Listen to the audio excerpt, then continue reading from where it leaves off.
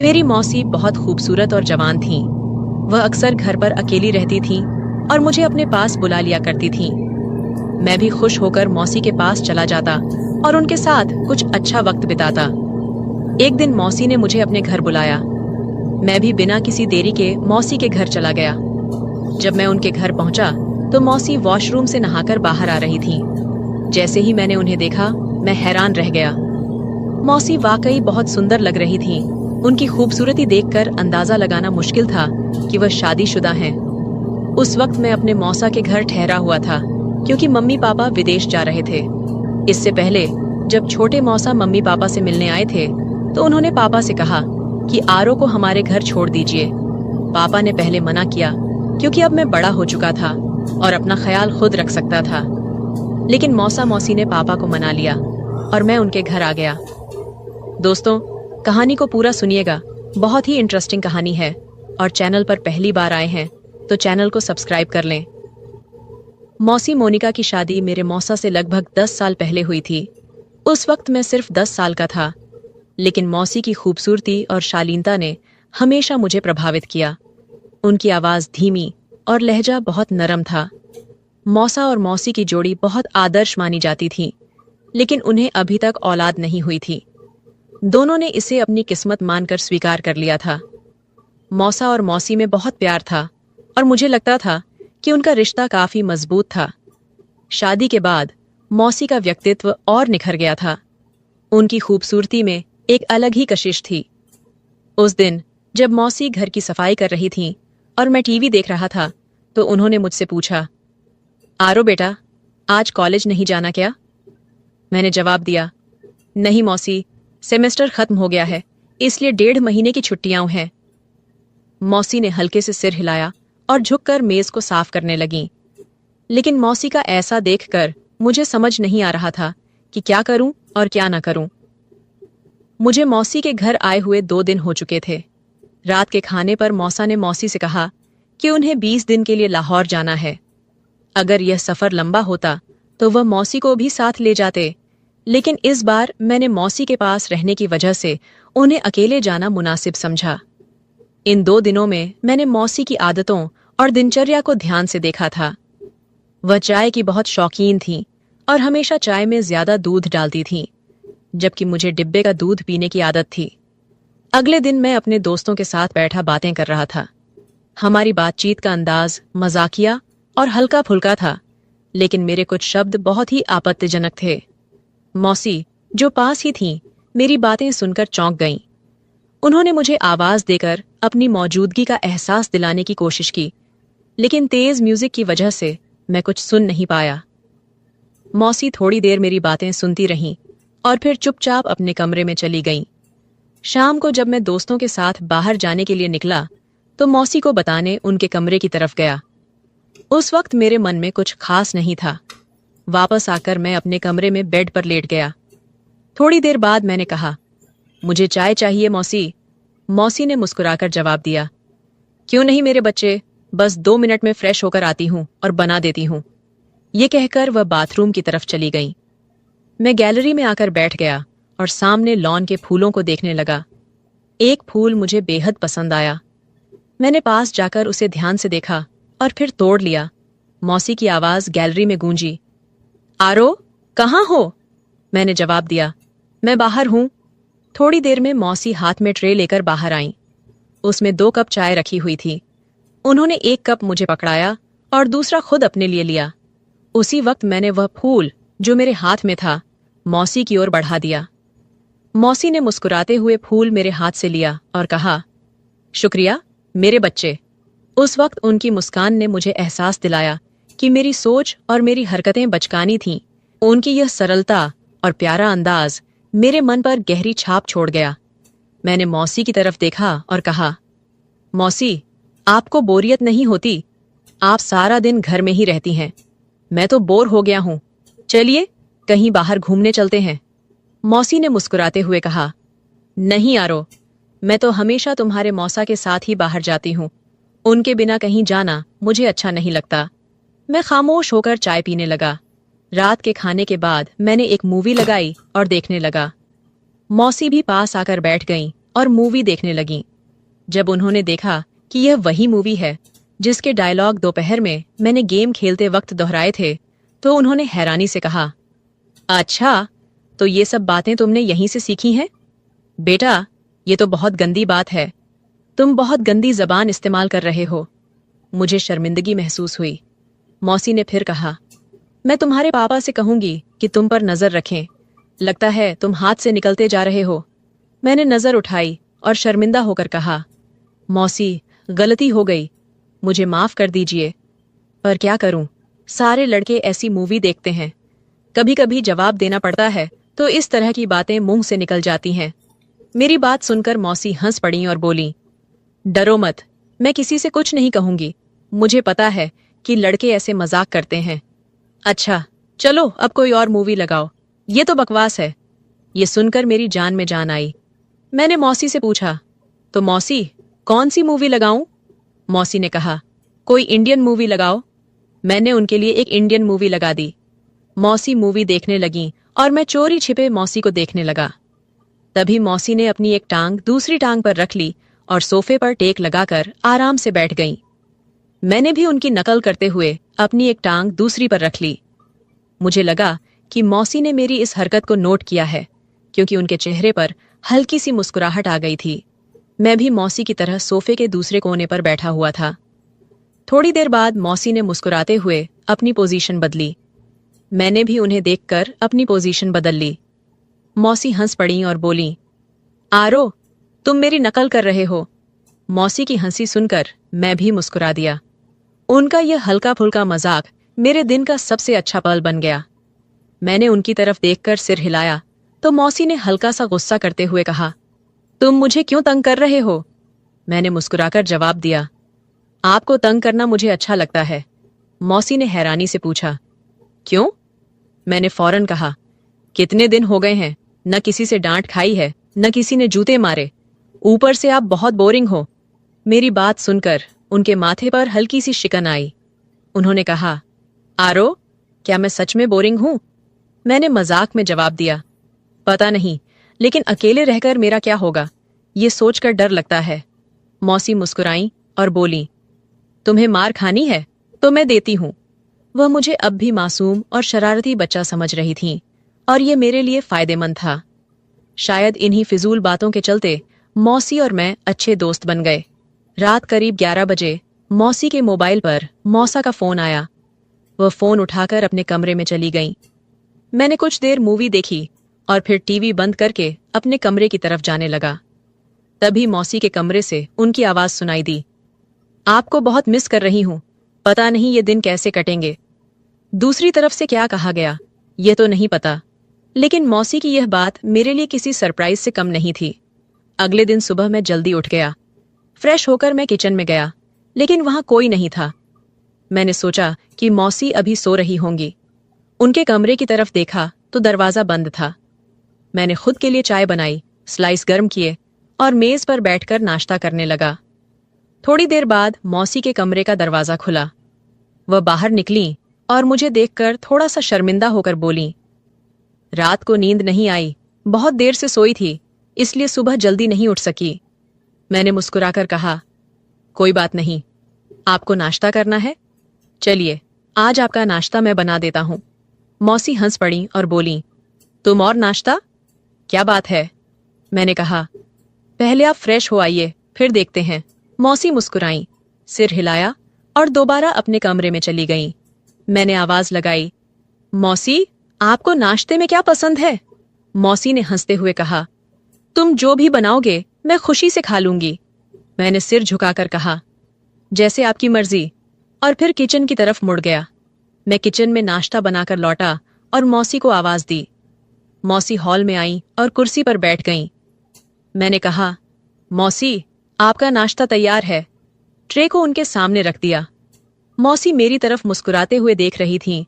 उन्होंने मेरे सिर पर हाथ फेरा और प्यार से मेरे बालों को बिगाड़ दिया। मैंने उनके हाथ को पकड़ लिया और कहा, मौसी, आपने मेरे बालों का स्टाइल खराब कर दिया। मौसी ने हंसते हुए मेरे गाल पर हल्के से थप्पड़ मारा और कहा, कुछ नहीं हुआ, आराम से बैठो और नाश्ता करो। मौसी ने नाश्ता खत्म किया और मुस्कुराते हुए बोली, आरो, तुम्हारा बहुत शुक्रिया। चलो, आज से हम पक्की दोस्ती करते हैं। बहुत दिनों बाद इस तरह हंसी हूं और इतना अच्छा नाश्ता किया है। मैंने नकली गुस्से में मुंह बनाते हुए कहा, तो क्या मैं आपका दोस्त नहीं हूं मौसी? मौसी ने मेरे गाल पर चुटकी काटते हुए कहा, दोस्त हो पर कच्चे वाले। आज से पक्की दोस्ती करते हैं। मैंने गाल मलते हुए कहा, यार, आप आंटियों की तो ये बहुत गंदी आदत होती है, गाल ही लाल कर देती हैं। मौसी हंस पड़ी और फिर दोनों हाथ मेरे कानों की तरफ बढ़ाए। मैं भागने लगा। मौसी हंसते हुए मेरे पीछे भागी और बोली, रुको, तुम्हें मार लगाती हूं। मैं भागते भागते रुक गया और अपनी कमर पर हाथ रखकर सांस लेते हुए कहा, ठीक है। मौसी हंसते हुए पास आई और अचानक मेरे दोनों कानों पर चुटकी काट ली। मैंने रोने जैसी शक्ल बनाते हुए कहा, आपसे तो कोई प्यार की उम्मीद ही नहीं है, आप बहुत बेदर्द हैं। मौसी ने हंसते हुए मुझे देखा, जहां चुटकी काटी थी वहां प्यार से सहलाया और कहा, सॉरी यार। फिर उन्होंने कहा, अच्छा, मैं चेंज करके आती हूं, मार्केट से वह सामान ले आना है। मैंने कहा, ठीक है, मैं भी चेंज कर लेता हूं, शायद कोई लड़की मेरे जाल में फंस जाए और मेरे भी मजे हो जाएं। मौसी ने मुस्कुराते हुए मेरी कमर पर हल्का सा थप्पड़ मारा और कहा, आरो, थोड़ी तो शर्म करो। मैंने हैरानी से पूछा, शर्म किस बात की मौसी? मौसी बोली, अपनी इन तूफानी हरकतों से। मैंने हंसकर जवाब दिया, यार, जिंदगी में थोड़ा सा मजा भी होना चाहिए, वरना तो सारी उम्र आप मुझे किसी काम का नहीं छोड़ेंगी। आरो ने मजाक करते हुए कहा। मौसी को पहले तो उसकी बात समझ नहीं आई, लेकिन जब समझ में आई तो वह थोड़ी देर के लिए चुप हो गई।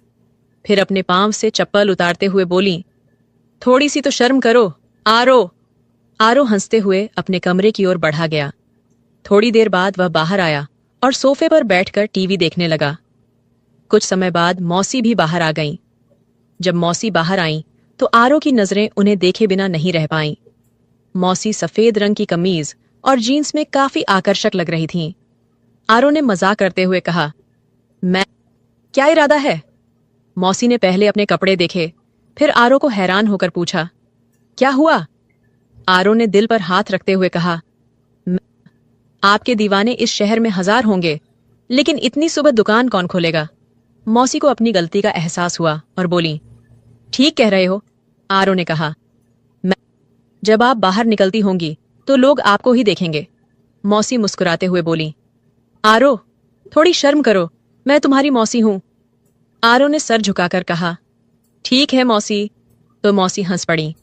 फिर वह पास बैठते हुए बोली, तुम फ्लर्ट करना नहीं छोड़ोगे ना? आरो ने मुस्कुराते हुए कहा, मैं फ्लर्ट नहीं कर रहा हूं मौसी। मौसी ने हंसते हुए कहा, माफ करना यार। और थोड़ी देर बाद मौसी ने पूछा, सच में तुम्हारी कोई गर्लफ्रेंड नहीं है?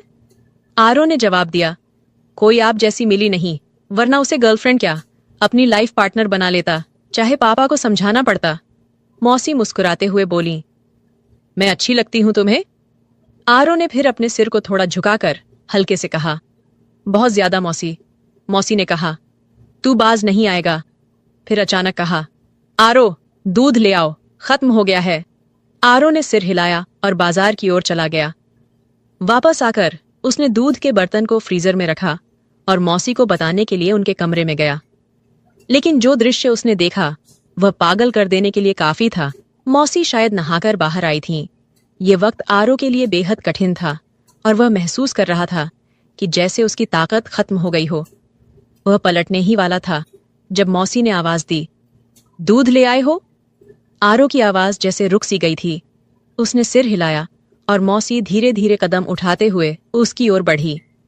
उसने आरो के चेहरे के नीचे हाथ रखा और पूछा, क्या हुआ आरो? आरो ने सिर उठाया और मौसी की आंखों में देखते हुए कहा, कुछ नहीं मौसी। मौसी ने उसकी आंखों में गहरी नजर डाली और बोली, सच सच बताओ, क्या मेरा इस तरह तुम्हारे सामने आना सही है? आरो ने सिर हिलाया और फिर सिर झुकाकर कहा, अगर आपको लगता है कि मैं आपकी तरफ आकर्षित हो रहा हूं तो आप गलत हैं मौसी। आपका जिस्म आपका प्यार जताने का तरीका हो सकता है, लेकिन यही सब कुछ सही नहीं है। मौसी ने गहरी सांस ली और उसे देखा जैसे वह पूरी तरह से दीवाना हो। आरो ने फिर सिर उठाया और कहा, लेकिन मैं यह भी नहीं चाहता कि आप मुझे अपनाएं और फिर अचानक मुझे अपने दीदार से महरूम कर दें। मौसी के लिए यह एक बड़ा फैसला था। फिर वह बेड पर बैठ गई और कहा, आओ मेरे पास बैठो। आरो धीरे धीरे उनके पास आकर बैठ गया। मौसी ने उसका हाथ पकड़ा और दूसरे हाथ पर रखा। आरो, जो भी मिल जाए उसका शुक्र करना चाहिए, वह बोली। आरो को यह समझ में आ गया कि मौसी के मन में क्या चल रहा था और उसने खुद को कमरे से बाहर खींच लिया। तभी उसे महसूस हुआ कि मौसी अंदर रो रही हैं। उनकी सिसकियों की आवाज बाहर तक आ रही थी। वह दरवाजे के पास गया और पूछा, क्या आप ठीक हैं? अंदर से कोई जवाब नहीं आया, लेकिन सिसकियां फिर से सुनाई देने लगीं।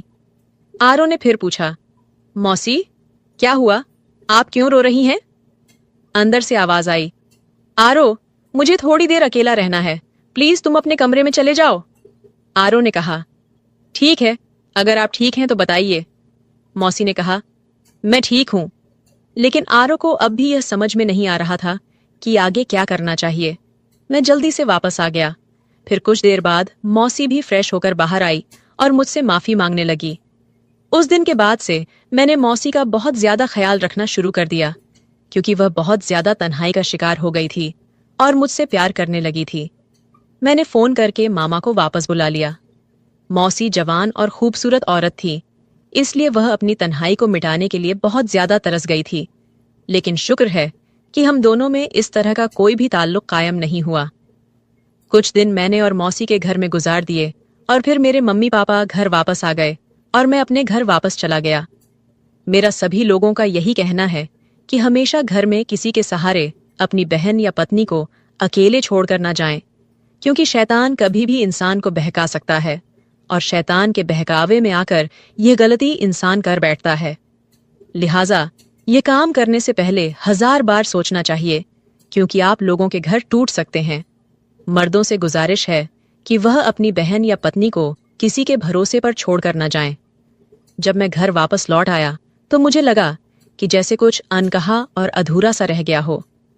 मेरी जिंदगी में जो बदलाव आए थे वे केवल बाहरी नहीं थे, बल्कि अंदरूनी भी थे। मुझे यह एहसास हुआ कि रिश्तों का असली मोल समय और समझदारी में है। मौसी और मैं एक दूसरे से ज्यादा करीब हो गए थे, लेकिन इस करीबी में एक सीमा बनी रहनी चाहिए थी। एक दिन जब मैंने मौसी से बात की तो उसकी आंखों में एक नई तरह की शांति थी। वह अब पहले जैसी तन्हाई का शिकार नहीं थी और मुझे लगा कि वह अब अपने जीवन में सच्ची खुशियों की तलाश में है। मैंने मौसी से कहा, आप अब खुश रहना डिजर्व करती हैं मौसी। उसने मेरी ओर देखा। उसकी आंखों में एक हल्की सी मुस्कान थी, लेकिन उसके भीतर एक गहरी समझ थी जो उसने मुझे कभी दिखाई नहीं थी। उसने कहा, हर रिश्ते में एक सफर होता है आरो। मैंने अपनी गलती को समझा और अब खुद को प्यार और सम्मान देना सीख लिया है। तुमसे भी एक बात कहनी थी, हम सब अपने जीवन में कुछ खोते हैं, लेकिन उसे वापस पाने का रास्ता तब मिलता है जब हम अपनी अपनी सीमाओं का सम्मान करते हैं। ये शब्द मेरे दिल को छू गए और मुझे समझ में आया कि हर रिश्ते में केवल प्यार ही नहीं, बल्कि आत्म आदर और समझदारी भी जरूरी होती है। मौसी ने मुझे वह सिखाया जो मैं पहले कभी नहीं समझ पाया था। उस दिन के बाद मुझे एहसास हुआ कि प्यार केवल शारीरिक आकर्षण तक सीमित नहीं होता, बल्कि यह सच्ची मित्रता, परिवार और एक दूसरे के दर्द को समझने की प्रक्रिया भी होती है। मैं और मौसी अब बेहतर रिश्ते की ओर बढ़ रहे थे, जहां एक दूसरे की भावनाओं और जरूरतों का सम्मान था। मैंने अपनी माँ बाप से एक वादा किया कि मैं कभी भी रिश्तों की अहमियत को कम नहीं करूंगा और उन्हें समझाऊंगा कि किस तरह परिवार का साथ हर मुश्किल से बाहर निकलने का रास्ता होता है। ये कहानी शायद किसी एक व्यक्ति की न हो, बल्कि ये हर किसी के जीवन के किसी हिस्से से जुड़ी हो सकती है, जहां हम अपने रिश्तों को समझने और उनका सम्मान करने के बारे में सीखते हैं। अगर आपको यह कहानी पसंद आई हो तो वीडियो को लाइक करें और चैनल को सब्सक्राइब करें। एंड बेल आइकन पर क्लिक करें, ऑल घंटी को प्रेस करें, ताकि जब भी वीडियो डाले नोटिफिकेशन